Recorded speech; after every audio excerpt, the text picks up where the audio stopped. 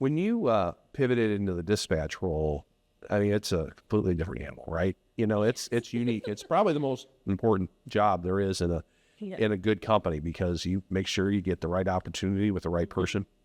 What are some hard lessons maybe you learned in the early days, you know, in learning that dispatch role?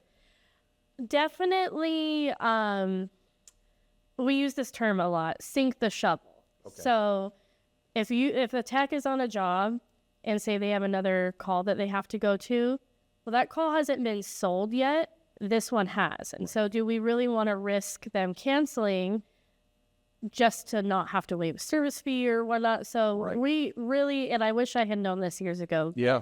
It's become really important that they stay and get as much done as they possibly can before they have to return. Right. And that's something I've been able to kind of anticipate now with our technicians. And so I don't load the schedule as heavy.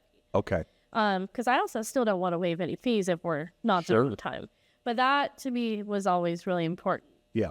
How do you handle that conversation with a homeowner? I mean, like, hey, we're gonna need to come back out. Any little tricks of the trade? You mean like if they have to return? Yeah, if they like, you want to get them to another job, to sell a job, if they're really good at it, and you know this is going to continue for another, you know, and all of a sudden you don't want to lose that opportunity.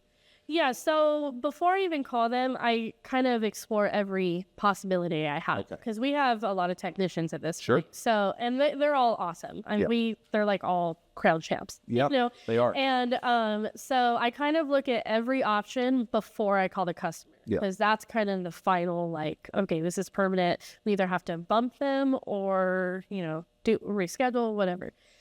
So for me, I feel like if there's a way, like, say I know somebody's doing something maybe low priority that I need to bump up them to do that, I will, because I know they can still make the sale. Yeah. It's really case by case. Sure. How did you learn what each of your techs are better at, what jobs they like to sell? I mean, you obviously want to maximize the revenue, but I mean, how do you learn the nuances and you know, you want to close the most, but you want to keep them happy a little bit. There's a little delicate balance, right? So how do you learn what everyone's good at? Like, how'd you figure that all out?